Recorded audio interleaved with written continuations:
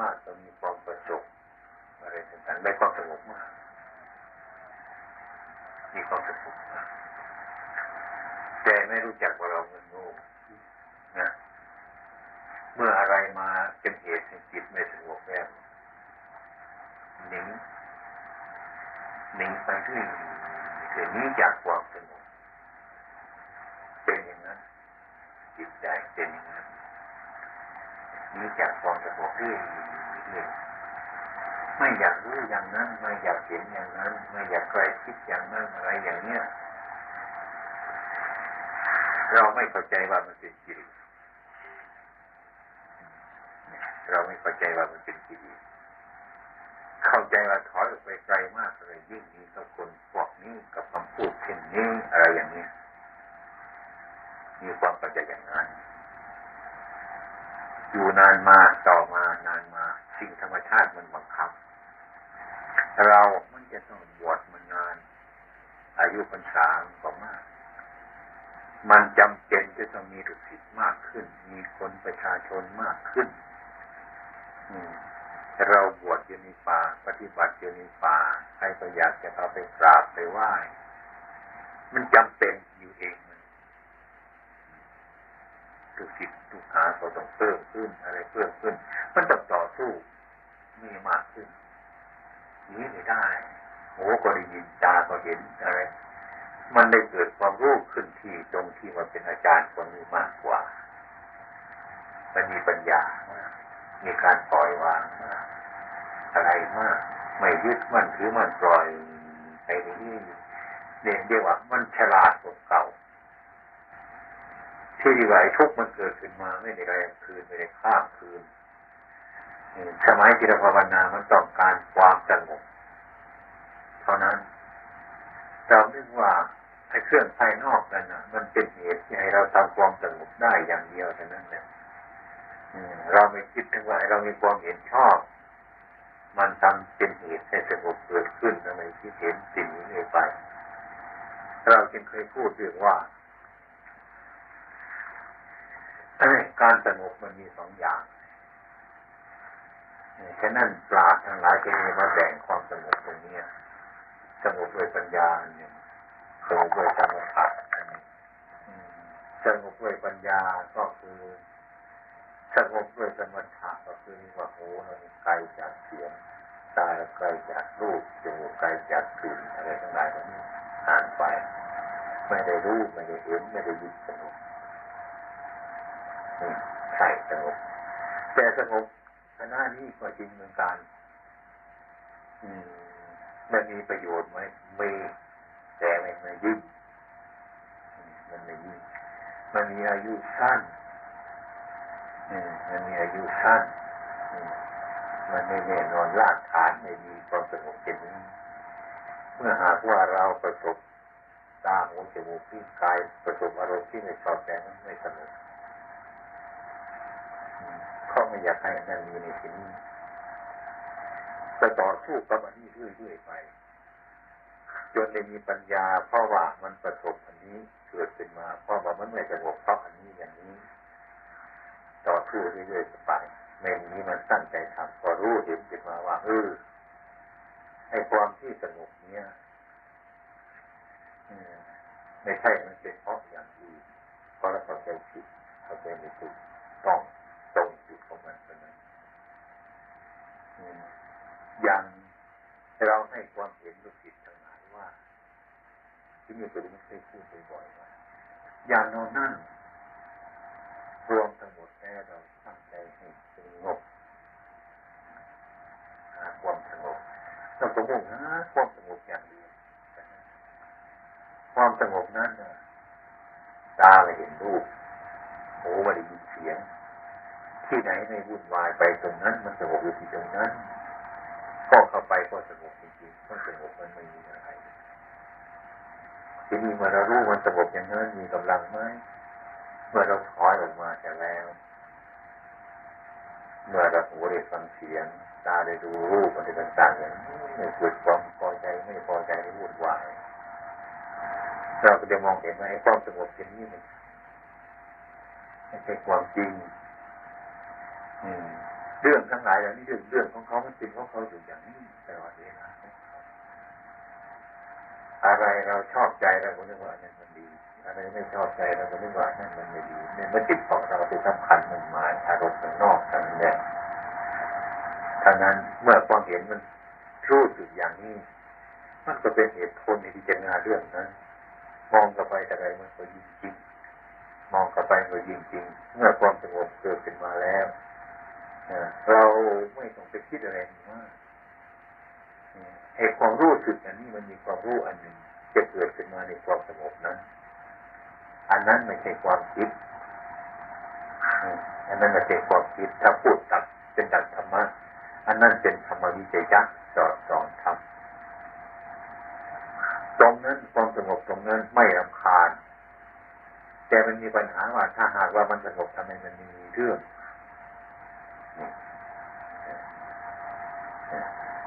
มันมีเรื่องอยู่ในความสงบไม่ใช่มันมีเรื่องอยู่ในสิ่งที่มันมีเรื่องไอ้เรื่องที่มันเกิดขึ้นในความสงบนั้นมันดิ้นดูว่าชัดในเกินเห็นชัดในปัญญาเกิดตรงนั้นที่เป็นอย่างที่ชัดต่อไปไอ้ความจริงนั่นมันก็เป็นมาของมันอย่างนั้นเมื่อเราคิดไปเมื่อพิจารณาไปเห็นความจริงมันแล้วไอ้ความสงบนั้นมันจะย้อนมาทั่วถึงชาติออกไปว่าเราเห็นรูปมันเป็นอย่างนั้นหูฟังเสียงว่ามันก็เป็นของมันอย่างนั้นอยู่ในรูปอย่างนั้นไอ้ความสงบทั้งสองนี้ที่สองนี้ก็เนี่ยตาเห็นอยู่มันก็สงบไม่กระทบกระเทือนหูได้ยินอยู่มันก็ไม่กระทบกระเทือนอะไรมันก็ไม่กระทบกระเทือนไอ้ความสงบตอนนี้มันเกิดมาจากอะไรเป็นเหตุเกิดมาจากโน้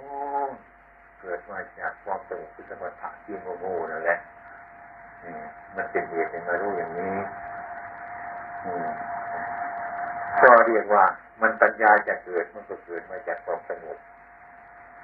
จิตใจของเราจะมารู้ของอย่างนี้มันก็เกิดมาจากความเป็นไม่รู้มันโง่มามันจิตมันเป็นมาเรื่อยๆผลรวมกันมาแล้วก็เลยรวมกันไปมันทั้งมีความสงบมันทั้งมีปัญญาที่นี่เรานั่งอยู่ที่ไหนดูที่ไหนไปเนี่ยก็เห็นว่ามันเป็นอย่างนี้การเคลื่อนไหวของมันเป็นอย่างนั้นเมื่อเห็นว่ามันเป็นอย่างนั้นจะหมดทางที่แก้ไขมันไม่มีทางว่าจะหนีไปโน่นจะหนีไปนี่จะหนีไปที่ไหนไม่มีที่ไป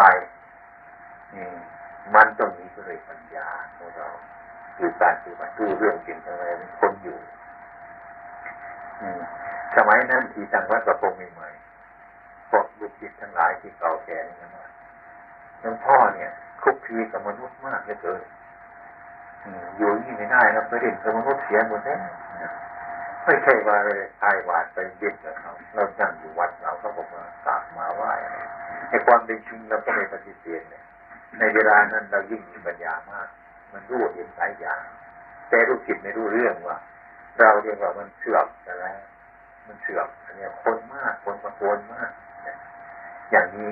เราจะไม่มีปัญหาจะตอบเขาคนนั้นเขากำลังเห็นอย่างนั้น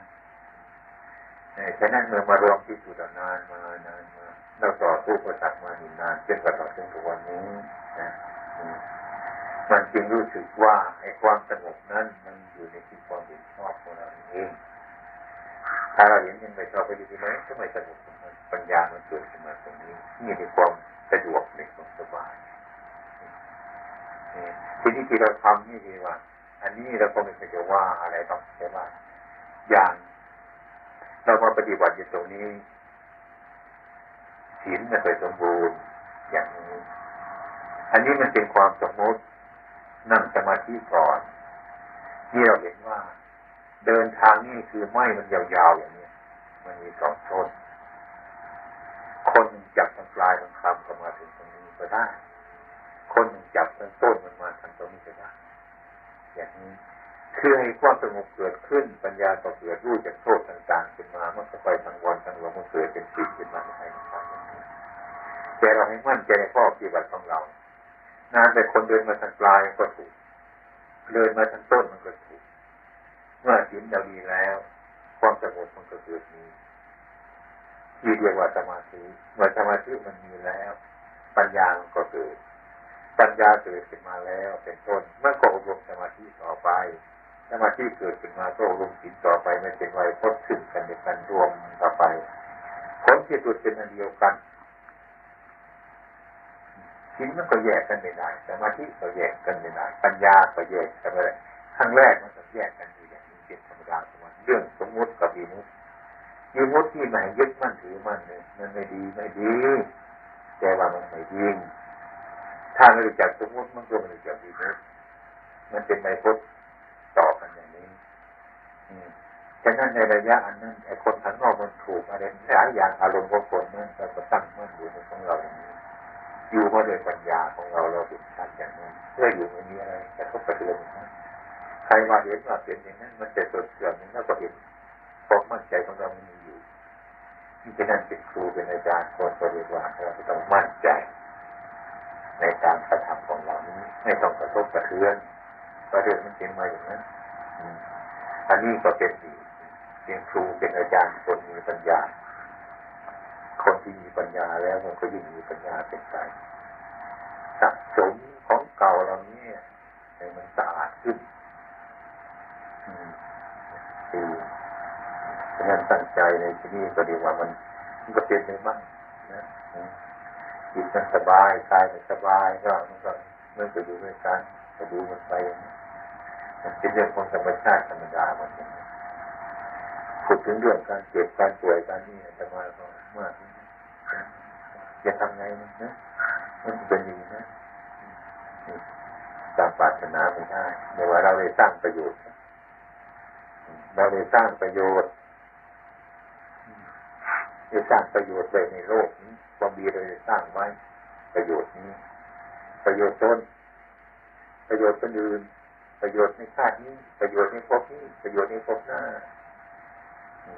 อย่างนี้ก็ให้มีความสงบระงับมีใจในการกระทำของเราดังนั้นอันนี้ก็เป็นการเชื่อว่ามานี่ก็เรียกว่าเวลามันน้อยก็พยายามจะช่วยถ้ามีอะไรก็มาบอกถ้าต้องการอย่างนี้ต้องการนี้ต้องมาอย่างนี้กำลังมาช่วยเวลาไม่นานจะพยายามให้ความเก่งลูกศิษย์และอาจารย์ทุกคนช่วยประคองกันไปดีทั้งถึงแบบพระยังไม่มามันจะมายังเห็นว่ายังเป็นเจ็ดเป็นแนวหน้าตาพระมานี่ก็ยังลำบากคือคนไม่รู้อะไรเลยอันนี้เราต้องเข้าไปก่อนให้รู้จักคนรู้จักโน้นรู้จักนี่เจ็ดเดียวให้รู้จักข้อปฏิบัติเจ็ดเดียวให้รู้จักพระเจ้าพระสงฆ์ทีละน้อยจนมาศาสนาจะเป็นไปได้ก็เป็นไปอย่างนี้ใจทันใจเรานะเดี๋ยวว่าทางตะวันตกมันชอบสนุกสนานมากนะจิตตามประจุก็จะทำไปดินน้ำอบดินน้ำประวัติคนสันประวัติคนต่างๆก็เคยบอกเขาว่าสร้างรอยพระบาทขึ้นมาแล้วก็ไปไหว้กันทำบุญกันเอาเป็ดไปฆ่าเอาไก่ไปฆ่าเอาวัวเอาควายไปฆ่าทำบุญกันนี่ว่าเขาไหว้พระบาทนี่ความเห็นก็เป็นอย่างนั้นความเห็นของผู้ยังไม่ใช่เห็นแต่รอยของท่านเถิดน้ำอิจฉาท่านแล้วเอาไก่ไปฆ่าเอาหมูไปฆ่าเอาวัวไปฆ่าทำบาปมันเข้าใจว่าเราทำบุญเราคิดว่านี่มันดีนะก็คือถ้าตัวพระองค์ยังอยู่ก็จะไปฆ่าท่านซะแล้วเห็นแต่รอยของท่านตามฆ่าท่านไปท่านไปยังเอาไก่ไปฆ่าแทนท่านเอาหมูฆ่าไปทำบาปไปตรงนั้น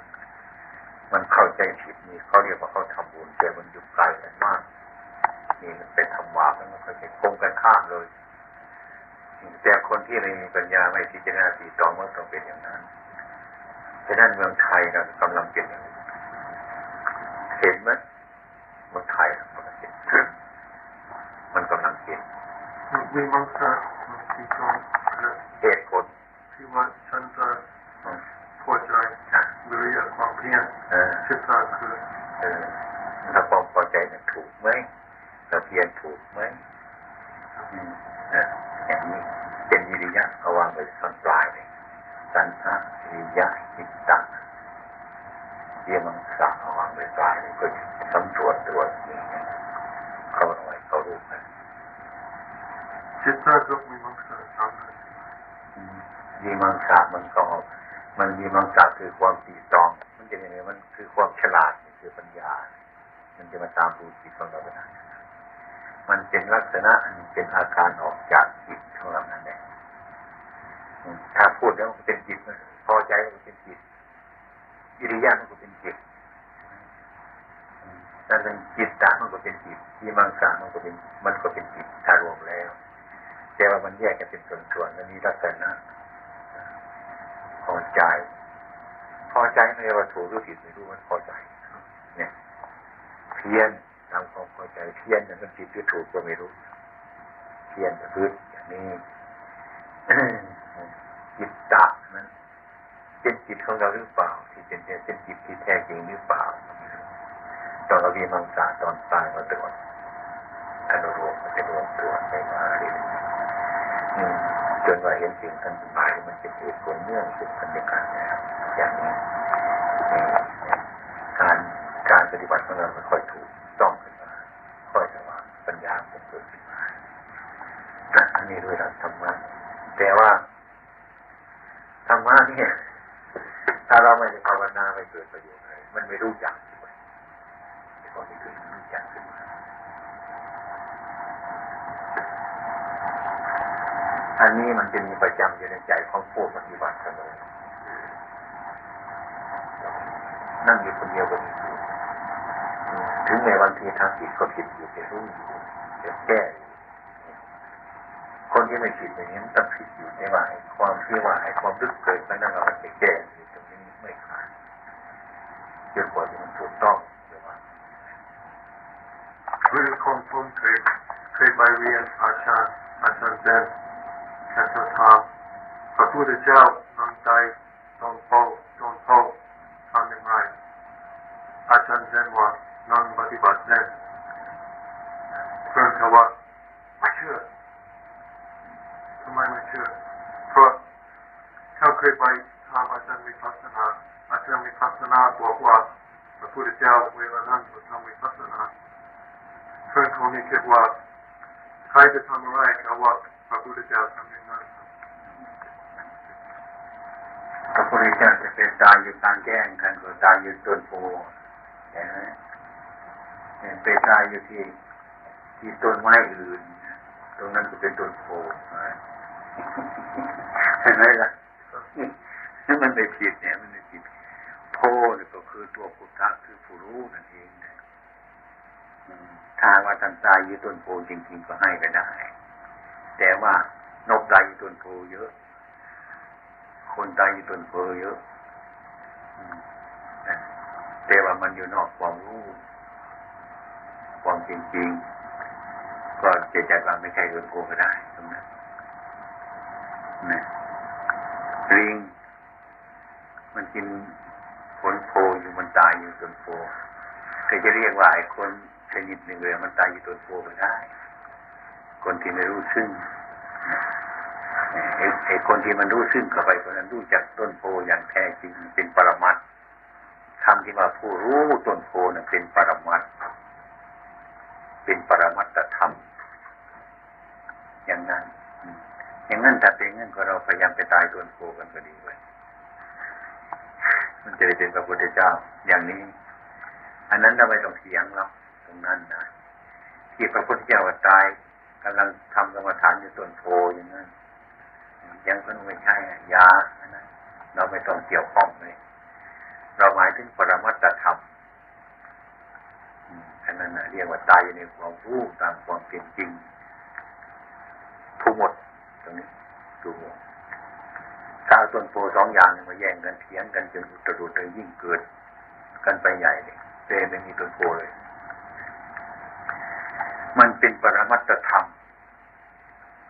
พูดถึงปรมัตถธรรมมันครอบหมดท่านจะนั่งตายหรือท่านจะนอนตายจังมันเถอะนะอันนี้มันเป็นคำที่คนวิจัยขึ้นมาเราคนหนึ่งเห็นอย่างหนึ่งคนเห็นอย่างนี้เราก็ไม่ต้องเถียงตรงนี้ไม่ต้องเถียงที่พระพุทธเจ้าท่านจะนิพพานอยู่ตรงไหนนิพพานท่าน เชื้อหมดอาการที่หมดนั่นก็คือรู้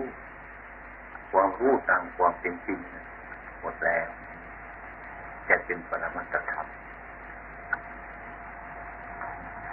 เรื่องสมมุติเรื่องวิมุตตินี่ก็เหมือนกันท่านก็อันนึงมันจริงเลยสมมุติอันนึงมันจริงเลยวิมุตติใช่จะไปเถียงกัน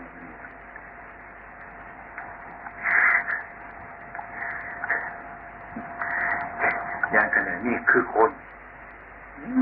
พระพุทธเจ้าบอกไม่ใช่สมมุติไม่มีคนเนาะเถียงกันเดียวเราจงสารุที่เรียกว่าวิมุตติกับสมมุติมาลงจะพูดง่ายๆอย่างเดียวว่าบรปัญโยนี่แต่ก่อนมันเป็นเด็กบัดนี้มันโตแล้วมันเป็นคนเก่าหรือเป็นคนใหม่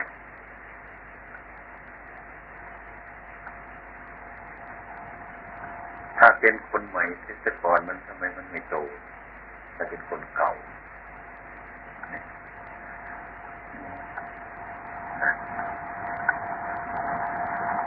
จะเป็นคนใหม่หรือเป็นคนเก่าคือจะตอบให้เป็นคนใหม่เป็นคนเก่าไม่ถูกของมันหรือพูดถูกก็ถูกทั้งสองคนถ้าว่าเป็นคนเก่าทำไมมันโตวันนั้นเนี่ย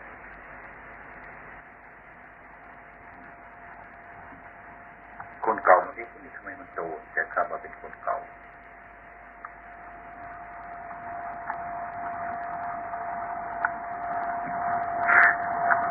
อันนั้นเป็นปัญหาที่จะพบปรมัตถธรรมมาก่อนไปอย่างนั้นก็เรียกว่ามันมีเล็กแล้วมันก็มีโตมันมีโตมันก็มีเล็กพูดได้ว่าคนโตก็ได้แต่เขาไม่ยอมถ้าเรารู้ทั้งหลายเราพูดให้มันหมดไปไม่มีใครคนเล็กก็ไม่ใช่คนโตก็ไม่ใช่เนี่ยมันจะไปในทำนองนั้นเนี่ยคนก็งงว่านะพอมันจะยึดในความเล็กความโตพอมันเป็นอย่างนั้นเหมือนกับต้นไม้ต้นนี้เราปลูกนี่น้อยอย่างนี้ปีหนึ่งมันสูงขึ้นอีกเมตรนึงเลยเมื่อปีหลังมามันมีเมตรเดียวเท่านั้นปีที่สองมันใหญ่ขึ้นอีกเมตร12 เมตรเนี่ยน่าจะเข้าใจว่าต้นเก่าหรือต้นใหม่ต้นเก่าทำไมมันโตแต่ว่าต้นใหม่ทำไมมันจะเกิดมาจากของเล็ก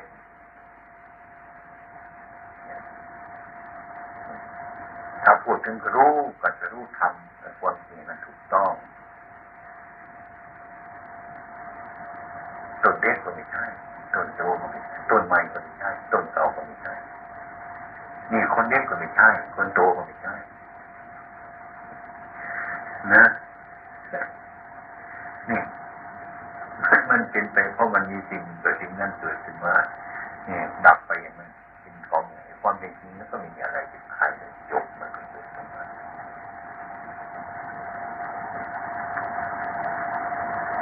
มันก็หมดปัญหาถ้าคุณไปยืนว่านี่ต้นเก่าทำไมไม่มีเหมือนอย่างเก่าแต่ว่าต้นใหม่ทำไมมันเกิดจากต้นนั้นมันโตขึ้นมาในที่นั้นหรือว่ามันก็นี่จงเอาไปเจนอีกทีไม่สงสัยอย่างมันก็ไม่สงสัยในการปฏิบัติของเราอย่างนั้นมันเห็นอย่างนั้นคนที่ดูนั่งดูแต่ถามทำไมมันขึ้นกับไปมากที่ไม่มีอะไรจะมาเสียงเลยเป็นเหตุอย่างนี้เรียกว่าการปฏิบัติที่มีคนเมื่อที่สมมติว่าสูงขึ้นไปมันก็มองเห็นคนดูอยู่ข้างบนคนอยู่ข้างล่างนี่มองเห็นคนอยู่ข้างบนความเห็นก็ต่างกันไปแต่ก็พูดไปต่างกันพูดง่ายอย่างวัปปะโรบริปัญโย ทำไมคุณถึงทำอย่างนี้ก็ทำเงินก็ไม่ได้เลยเราจะตอบอะไรมันตอบไม่ได้แต่มันเนี่ยมันนี่นะคือตอบไปมันก็ไม่รู้จักใช่ไหมตอบไปมันก็ไม่รู้จักแล้วก็รู้เฉพาะนี้ดีๆก็คิดอย่างนั้นคนคิดอะไรบ้าๆบอๆจะบวชก็ไม่บวชจะไม่บวชก็ไม่ทำมันเป็นเหตุในคนเป็นเหตุในคนเกิดความรู้สึกเป็นอย่างนั้นคือคนยังไม่รู้ตามความจริงก็เป็นอย่างนี้ตรงนี้ท่านว่าเป็นที่ชี้ปูโตเอาตนเองเป็นพยานของตนไม่เอาคนอื่นเป็นพยานมันรู้จริงตามเป็นจริงอย่างนั้นตอนนี้ท่านว่าให้เชื่อตนเองเชื่อตนเองยังไงไม่มีอะไรจะเสียหายต้องบอกว่าใช่ที่เขาบอกไม่ว่าไปจับอะไรก็มันไม่รู้จักนี่ว่าก็เพราะคนนั้นไม่รู้จักธรรมะไม่ใช่ว่ามันรู้เพราะคนอื่นบอกธรรมะที่แท้จริงนะคนอื่นบอกก็บอกให้เป็นแนวทางเดินตรงไปนะไอ้ความจริงๆเนี่ยมันไม่รู้จักถ้าบุคคลเขาไปพบตรงนั้นมันก็รู้เฉพาะตัวเฉพาะตัวเองนะฉะนั้นพระพุทธเจ้าท่านจึงสอนว่าอัคตาโลตถาคตาแต่ถ้าก็เป็นเจ้าผู้บอกเรื่องที่จะทำก็ทำเอาเองเป็นบารบวชหน้าอย่างนี้เอาคนมาบวชจริงๆบวชเสร็จแล้วเรื่องของเราหมดเท่านี้นะเรื่องอาจารย์สวดเรื่องพระประชาหมดแค่นี้เรื่องของสงฆ์หมดแค่นี้เรื่องต่อไปเป็นเรื่องของเธอขั้นตอนเช่นนี้เขาพูดมันลึกซึ้งนะมันซึ้งแต่ว่าคนอื่นฟังพูดไม่รู้เรื่องอะไรก็ช่างมันแล้วมันก็ลึกซึ้งอะไรก็ช่างมันเกิดมันก็เข้าไปในกลมเดียวเป็นอันเดียวกันแต่คนจะจับไปอย่างนึงในอ่านหนังสือตาบอดทำช้างเห็นก็เคยได้อ่านนะนี่ก็ท่านไม่รู้จะเอาอะไรมานะก็สมมติเป็นช้างขึ้นมาตัวนึงจะเอาคนตาบอดมาคำอยู่จะถูกปากเหมือนจริงไหมจะถูกขาเหมือนถูกนะจะถูกหัวเหมือนพัดนะจะถูกหางไม่ใช่พัดเหมือนไม่กวาดนี่แล้วก็เป็นอย่างนี้ยังแค่ไม่จบเลยแต่ว่าคือยังไม่เห็นจับช่างตัวเดียวกันคนหนึ่งไปจับขาคนหนึ่งไปจับปากมันซะคนหนึ่งไปจับหัวมันซะอย่างนี้เข้ามาครับพูดไม่เข้ากันแต่มันช่างตัวเดียวกันนั่นแหละแต่มันเถียงกันไม่รู้กันอย่างนี้นั่งปฏิบัติเอาไว้กันมันไม่รู้จักที่รู้กันอีกวาระหนึ่งก็บางทีได้ยินคนพูดอาจารย์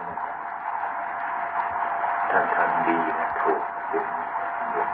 ต้องเราถูกหรือไม่ถูกก็เตรียมไปหาอาจารย์นั่นอีกไปฟังธรรมจากอาจารย์นั้นฟังแล้วก็มาวัดกับความรู้ของเราไปคนละอย่างปฏิญาณยิ่งยากลำบากว่าจะเอาไงก็ยังไม่จบเลยดีจะมาดีอาจารย์นั่นกับเราต้องวาระหนึ่งเรายินเสียงอาจารย์ไงอาจารย์นั่นมาจากโน่นผมมาอาจารย์อย่างดีทีเดียวนะแต่ทำอย่างนั้นอย่างนี้นั่นภาวนาแต่ก็คิดสงสัยว่าเราไม่ถูกหรือผิดไปเตรียมบาตรเตรียมตัวไว้ก็ไปฟังธรรมะนั่งฟังไปอาจารย์นั่นก็ให้อุบายอย่างอื่นแปลกจากอาจารย์นั้นนี่ก็แปลกจากเราด้วยเข้ากันบ้างแปลกกันบ้างก็ยิ่งเกิดความสงสัยด้วย หนึ่งเราสองอาจารย์สามอาจารย์ที่สามเลยวุ่นใหญ่เลยไปนั่งสมาทานนี่จะเรื่องวุ่นนะใครถูกเนาะใครผิดเนาะใครวุ่นสับสนคนเราเองนะพออยู่ในความสับสนไม่สงสัยมันจะยิ่งสับอาจารย์องค์นั้นดีจริงนะอาจารย์ญี่ปุ่นอาจารย์เซนแน่วันนี้เปิดอย่างนี้แบบนี้นะเราก็นึกว่าพอละใช่ไหมมันไม่พอคือยังไงก็ยิ่งตกนี่เราไปตอนไปทีเจนะไปหลายวันได้คิดตรงนี้จะสำคัญจริงไปเดี๋ยวนี้จะไปอีกนะไม่มีจบเลยไม่ยึดองค์ที่สองก็เอามาเพิ่มความวุ่นวายองค์ที่สามก็มาเพิ่มความวุ่นวายองค์ที่สี่ก็มาเพิ่มความวุ่นวายมีแต่เพิ่มความวุ่นวายไม่มีหยุดเลยวาระนี้ก็มานั่งกำหนดนึกเกินเขาไงดีถ้าโคโรของเราพระพุทธเจ้ามันกัดจะรู้โปรดสัตว์ขึ้นกำลังจะเทือนในโลกตรงนี้ยิ่งใหญ่เกินเลยนะเอาไงดีเนาะนี่ว่าพอแล้วอาจารย์นี่ไม่พออีกว่าแม่ผมมีแต่จะสำคัญตัวเขาเรื่องไปอีกแล้วก็ไปเลยมาเล่าเรื่องจิตของเขาเรื่องปฏิบัติผมปฏิบัติตอนคนเดียวความเห็นข้าพเจ้าเป็นอย่างนั้นองค์ที่สองเป็นอย่างนั้นองค์ที่สามองค์ที่สี่เป็นอย่างนั้นสว่าไปเรียนกรรมฐานจะเรียนความรู้อย่างนี้จะความวุ่นวายทั้งนั้นไม่รู้ว่าข้าพระองค์จะเอายังไงดีเนี่ยจึงมากล่าวพระพุทธองค์ตรัสเลยว่าคุณถ้าคุณทำอย่างนั้นไม่จบการสงสัยแล้วให้คุณนั่นน่ะปล่อยอดีตเสียที่ได้ทำโดยไม่ได้ทำโดยที่ผ่านมาแล้วปล่อยคิดไปถ้าถูกก็ถูกมาแล้วถ้าผิดก็ผิดมาแล้วอย่าเอามาพิจารณาเลยอย่างนี้อย่าไปวนปล่อยแต่อนาคตยังไม่มาถึงนั้นท่านก็อย่าไปคำนึงมันเลยว่ามันจะเป็นอย่างนั้นอันนั้นอันนี้มันสัตว์ที่เราความคิดกันนั่นนะอันนั้นก็ให้ท่านวางอนาคตไว้ให้ท่านมาพิจารณาอยู่ปัจจุบันนี้ท่านจะรู้ธรรมะเนี่ยมันไม่รู้จักอาจารย์โน้นไม่รู้จักอาจารย์นี้มันไม่รู้จักจิตของเรานี้เพราะจิตของเราหลงที่นี่ก็ที่ปัจจุบันนี้มันวางทั้งหมดแล้วดูเฉพาะในปัจจุบันนี้เห็นความเกิดดับของสังขารเห็นของมันไม่เที่ยง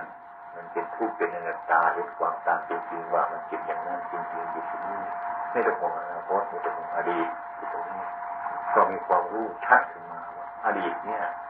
มันเป็นของที่ผ่านไปแล้วอนาคตนี่มันก็ยังมาถึงปัจจุบันนี้เราพิจารณาธรรมในปัจจุบันนี้ก็คือเราพิจารณาอดีตนั่นเองเพราะว่าปัจจุบันนี้มันเป็นผลของอดีตเราไม่อยู่อย่างนี้เช่นว่าเราไม่หิวในเวลานี้ในปัจจุบันนี้ก็เพราะเป็นผลของอดีตเกิดได้ทานอาหารมาตอนเช้านี้เนี่ยอาหารมันหล่อเลี้ยงมาเป็นผลให้เราไม่หิวอย่างนี้นี่ท่านก็เลยไม่ห่วงอดีตว่าอดีตจะมีอยู่แล้วทีนี้คือผลของมันอนาคตที่ยังไม่มาถึงนั้นมันก็อยู่ในอนาคตทำที่เกิดในอนาคตมันก็ดับในอนาคตไม่มาดับอย่างนี้มันมายังไม่มาถึงเลยท่านก็พิจารณาในปัจจุบันนี้ปัจจุบันนี้มันก็เป็นเหตุของอนาคตอยู่แล้วถ้าเราจะทำความถ้าเราจะมีความดีแล้วก็สร้างดีในปัจจุบันนี้ให้รู้เดี๋ยวนี้สร้างความดีไปอนาคตมันเป็นผลของมันอดีตมันเป็นเหตุอนาคตเป็นผลเกิดจากปัจจุบันนี้นอกจากปัจจุบันนี้อยู่ในปัจจุบันนี้ก็คือเรารู้จักอดีตรู้จักอนาคตแล้วเราวางอดีตอนาคตแล้วแล้วก็รู้จักอดีตอนาคตมารวมอยู่ตรงนี้ที่นี่ท่านก็ตั้งใจทำวางในยุคจานโน้นจานนี้ในยุคเห็นชัดขึ้นมา ด้วยปัญญาของท่านตามธรรมชาตินี้ความสงสัยก็หมดไปท่านวางอนาคตอดีตจะแล้วนั้นมันมารวมจุดเดียวเป็นเจโกธรรมโมไม่ต้องจะพายบาทไม่ต้องจะพายโคตรขึ้นเขาอยู่แล้วนี่ถ้าไปท่านก็ไปธรรมดาไม่ไปด้วยความอยากนะถ้าอยู่ท่านก็อยู่ธรรมดาไม่อยู่ด้วยความอยากเห็นชัดการปฏิบัติในคณะนั้นอย่างกระโดดสงสัยไม่มีอะไรจะเพิ่มเราอยู่แล้วไม่มีอะไรจะถอนออกเรื่องนี้ท่านก็อยู่ด้วยความสงบเป็นห่วงอดีตอนาคตครบธรรมะวิธีที่ชมจะบอกไม่ใช่ว่าจะไม่ใช่แต่ว่าอดีตที่มันผ่านมาแล้วนะถ้าเราตัววันนี้ปฏิบัติตัววันนี้เอาดีค่ารวมตรงนี้ได้ก็มันก็ประโยชน์ตรงนี้แต่ตรงนั้นเชื่อมมันรวมอยู่ตรงนี้อนาคตเราก็ต้องจะรู้อดีตเราก็รู้เพราะว่ามันรวมอยู่จุดตรงนี้ถ้าเรามองไปหาอนาคตก็ยิ่งไม่รู้มองไปหาอดีตก็ยิ่งไม่รู้เพราะความจริงมันอยู่ที่ตรงนั้นมันอยู่ที่ตรงนี้ฉะนั้นพระพุทธองค์ท่านจึงตรัสว่าพระพุทธองค์ก็จะรู้ด้วยตนเองไม่มีครูมีอาจารย์เห็นไหมอาชีวกพระพุทธองค์รู้ใครเป็นครูเป็นอาจารย์ของท่านเราไม่มีครูเราไม่มีอาจารย์ก็จะรู้ด้วยตนเองใช่ครับถ้าโกหกไม่สนใจอย่างนี้ตะวันหน้าไม่เชื่ออย่างนี้ก็เพราะพูดในคนนั้นมันไม่รู้จักจะทำไงต้องรู้จักมันต้องมีครูมันมีอาจารย์ที่เรามาดีใจในผู้จักอย่างท่านว่าถ้าหากว่าอาจารย์ให้ก็ท่านรักความโลภนะก็ละแต่รักความโกรธนะก็ละแต่ท่านบอกว่าไอ้ความโกรธเนี่ยดีพยายามละไอ้ความโลภมันดีพยายามละถ้าบอกแต่นั้นเสียใจมันเลยเพราะไม่ใช่ท่านบอกกันหมดเราก็ต้องไปปฏิบัติให้รู้เหตุผลของมันรู้เรื่องความจริงของมันจริงๆเลยรู้ด้วยตนเองรู้ด้วยตนเองเห็นด้วยตนเองพระพุทธองค์จะท่ายนั่นเองว่าจับมาใส่ที่ต้นทางนี้ให้ท่านเดินไปเถอะให้ท่านมาเดินช่วยเราตอนนั้นไปเป็นหน้าที่ของเราเดินไปอีกปฏิบัติธรรมะอย่างนี้ธรรมะที่แท้จริงๆเนี่ยไม่มีใครบอกใครมันการจะรู้ตัวเองเพราะการจะทำด้วยตนเองเพราะเหตุผลอยู่ตรงนี้อดีตอยู่ตรงนี้อนาคตอยู่ตรงนี้ปัจจุบันมันอยู่ตรงนี้ต้องให้ดูตรงนี้ก็หมดเรื่องถ้ามันก็มองเห็นธรรมะหมดสงสารจะไปอะไรก็มันหมดสงสารในเวลานั้นท่านก็เรียกว่าผลมันจะเกิดยังไงมั้ยอะไรวะการละเป็นการบำเพ็ญไม่มีสิ่งที่มาเพิ่มก็อีกไม่มีสิ่งที่จะถอนออกตรงนั้นมันก็จบตรงนั้นจบอยู่ตรงนั้นพระพุทธองค์บอกว่าท่านก็สอนให้ลงตรงนั้นคนไม่ยอมลงตรงนั้นมันก็เกิดความลังเลสงสัยอยู่เรื่อยก็ยิ่งไปไปถามกับคนอื่นก็ยิ่งมีปัญหามากยิ่งถามอยู่ดีมีปัญหามากก็ไปจุดของมันอันนี้ก็เหมือนกันไม่ใช่อยู่ไกลลองดูสิลองทำคือทำไปถึงไม่ถึงจุดมันก็เป็นอย่างนั้นถึงจุดหนึ่งมันจะเป็นอย่างหนึ่งถึงจุดหนึ่งก็เป็นอย่างหนึ่งถึงจุดอย่างนี้มันก็เป็นอย่างนี้ถึงจุดที่เป็นอย่างนี้ถ้าคนไม่ถึงจุดอย่างนี้พูดอย่างนี้ไม่รู้เรื่องรู้อยู่แต่ไม่รู้เรื่องตามความจริงเรื่องตามความจริงตามจริงมันมีสิ่งที่ออกมันเอาเข้ามันถอนมันเพิ่มถ้าพ้นจิตสูญแล้วมันก็เรียกว่าหมดเนี่ยเสียขาดบุคคลถ้าพูดตามธรรมะเสียขาดผู้จะต้องศึกษาอยู่ ในเรื่องนี้อาเสขะผู้ไม่ต้องศึกษาอยู่ในเรื่องทั้งหลายเหล่านี้มีพูดถึงเรื่องจิตไปถึงขนาดนี้หมดการศึกษาในเรื่องทั้งหลายเหล่านี้มันผ่านไปแล้วตามจริงทำไมไม่ต้องศึกษาเพราะมันไม่มีอะไรจะสงสัยเลยตรงนั้นหมดก็เป็นพูดตามวาระจิตของคนละกิเลสท่านก็บอกไว้ว่าเป็นเสขะบุคคลผู้ที่ต้องศึกษาตั้งแต่ขั้นต่ำไปถึงขั้นสูงเมื่อศึกษาไปแล้วถึงที่สุดมันนั่นแหละเป็นอาเสขะไม่ต้องศึกษาแล้วเพราะว่ามันหมดสิ่งที่จะต้องศึกษาหมดเนี่ยความสงสัยก็หมดแล้วความจะเพิ่มเข้าก็มีอาการที่จะออกอีกก็ไม่มีอย่างนั้นก็อยู่ในความสุขไอ้ดีในชั่วทั้งหลายก็ช่างมันเลยปรากฏได้แหวนมันมั่นอย่างนั้นที่นี่การมาพูดถึงไอ้จิตมันว่างยิ่งไปกันใหญ่ยิ่งไม่รู้เรื่องเลยไอ้จิตมันว่างทำไมผมจะเดินไปได้ก็เพราะมันว่างหมดแล้ว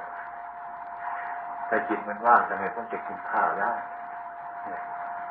เพราะว่าความอยากกินข้าวมันก็ไม่มีมันว่างหมดแล้วเลยว่างไปหมดเลยเลยไม่เกิดประโยชน์เลยจริงนี่ไม่เกิดประโยชน์อย่างนี้เพราะไม่เข้าใจในศึกษาเพราะไม่เข้าใจในการว่างคือผู้ที่เรียนพูดก็พูดหาอะไรที่มาพูดตรงนั้นให้มันมีความรู้สึกขึ้นให้คนเข้าใจเช่นว่าสังขารที่เราเกิดมานี่นะที่เราสะสมมาตั้งแต่น้อยเกิดมาถึงวันนี้สะสมอะไรไว้ท่านพูดตัดบทจริงๆแต่อันนี้ไม่ใช่เราอันนั้นไม่ใช่ของเราทำไมแต่พูดอย่างนั้นไม่มีคำอื่นที่จะดีกว่านี้ท่านจึงพูดคำนี้กับคนจะรู้จะมีปัญญาแต่มารู้เลยยากจะต้องคิดไปเลยนะที่นี่คนจะคิดถึงว่าอันนี้ไม่ใช่ตัวเรานี่หรออันนี้มันทิ้งมันแข็งเนี่ยไม่ใช่ของเราก็ทิ้งเลยเนี่ยมันก็เถียงกันมาโดยที่ไม่ถูกต้องอย่างนั้นความเป็นจริงท่านทำอย่างนั้นไม่ถูกต้องท่านอันนี้ไม่ใช่ตัวของเราไม่ใช่ว่าท่านจะให้มันฆ่าตรงนี้ให้ตรงนี้ตายไปอันนั้นไม่ใช่ของเราไม่ใช่ว่าท่านจะทิ้งหมดอย่างนั้นท่านให้วางสมมุติมีแล้ววิมุตติมันก็มีแล้วท่านก็เอาสมมุติมาไม่ใช่มันเป็นของใช้ถ้าพูดถึงเรื่องวิมุตติจริงๆแล้วไม่ได้ใช้เฉพาะทั่วไปสมมุตินายกนายขอนายกนายงอหรืออะไรต่างๆต้องมีชื่อเป็นสมมุติขึ้นมาเพื่อความสะดวกแก่ภาษาที่มนุษย์ทั้งหลายพูดกันมันก็ต้องมีอยู่เป็นประจำแต่ท่านว่าอย่าให้ไปติดตรงนั้นอย่าไปยึดตรงนั้นอันนั้นเป็นของว่าง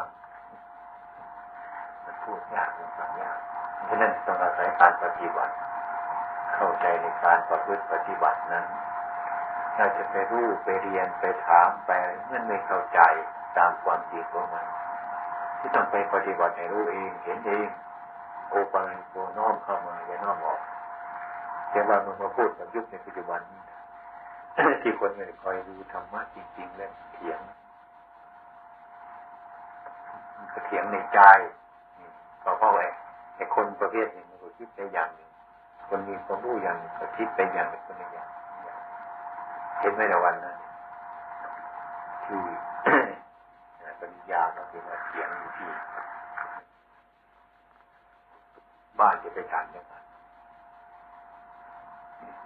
เพราะว่าผมบอกว่าไอ้คนเดี๋ยวนี้มันไกลจากธรรมะเดี๋ยวผมพูดว่าจึงไม่รู้จักผมพูดไปเฉยๆเพราะว่าให้พระฝรั่งกันบอกนะคนไทยไม่ไปเข้าใจไม่ไปได้ศึกษาเนื้อหาเราแข็งไม่รู้อ่ะทำไมถึงว่าผมไม่รู้เพราะคนเรียนไปทางอื่นเดี๋ยวพระฝรั่งกันคือเรียนทางนี้กันรู้ทางนี้ท่านรู้ไหมว่าไอ้คนคิดตรงไหนที่ไม่รู้จักมันโง่ตรงนั้นเลย ใจอื่นอาจจะมาก็ยังโง่อยู่ใจไม่รู้จักยังโง่เพราะว่าคนไทยทุกวันนี้การบวชเรียนเขียนอ่านนี่น้อยลงไม่รู้มันเป็นอะไรไม่รู้การงานที่รู้มันเจริญขึ้นก็ไม่รู้บวชก็แต่ก่อนมันอย่างน้อยต้อง4 พรรษา5 พรรษาเดี๋ยวนี้บวช7 วันก็มี15 วันก็มีบวชตอนเช้าสึกตอนเย็นก็มีมันจะหมดไปอย่างนี้เขาบอกว่าถ้าอย่างนั้นถ้าบวชอย่างท่านอย่างน้อยต้อง5 พรรษา3 พรรษา4 พรรษาอย่างนี้นะเพราะโลกนี้ก็ไม่เจริญก็หมดบ้านหมดช่องไม่มีใครทำมาหากินอะไรเนี่ยไม่ทันครับเราไปตอบว่าอันนั้นมันเป็นความคิดของไส้เดือนมันอยู่จมในแผ่นดินมันกินดินเป็นอาหารมันทั้งแผ่นดินกินแล้วกินไปมันก็ตัวลิ้นจะหมดมันถ่ายมันเอาขึ้นบนที่3มันก่อนตัวลิ้นจะหมดอย่างนั้นอันนั้นความคิดของไส้เดือนไอ้คนที่คิดว่าโลกนี้มันจะไม่เจริญมันจะจบไปนั่นเป็นความคิดของไส้เดือนจะไม่เป็นไส้เดือนดอกแต่มันคล้ายกันกับไส้เดือนมันคิดแต่ก็ต้องพูดไปถึงว่านกตะกรุมอย่างมันอยู่ดินเดินช้าๆค่อยๆมันกลัวดินมันจะลงลงไปข้างล่างมันมีความระแวดระวังอยู่เสมอนั่นเป็นความคิดที่ว่าสัตว์มันโง่ที่สุดมันจะคิดอย่างนั้นของมันผมได้เล่าไปได้หลายชาติเหมือนกันคือมันยังไม่รู้เป็นแบบงูกับเต่าไฟไหม้ป่ามาเต่าก็จะเกียกตะกายไปหนีไฟไปเจองูมันขมวดอยู่ดูตายไฟยิ่งลุกลามกันเรื่อยๆอยู่ว่าสงสารงูสงสารมันทำไมก็ขามันมีไม่เห็นนี่ให้กลัวไฟจะไหม้มันตายเนี่ยเลยสงสารมันจะได้วนจะช่วยงูเนี่ยงูก็เช่นพอดีไฟมันไหม้เข้ามาใกล้ๆแล้วก็งูมันพี่ออกไปเลยเต่าเลยอยู่ตรงนั้นยิ่งยิบไปไม่ทันไฟไหม้เต่าตายเลยเสียงเขาฟังอันนี้ก็คือความโง่ของเต่า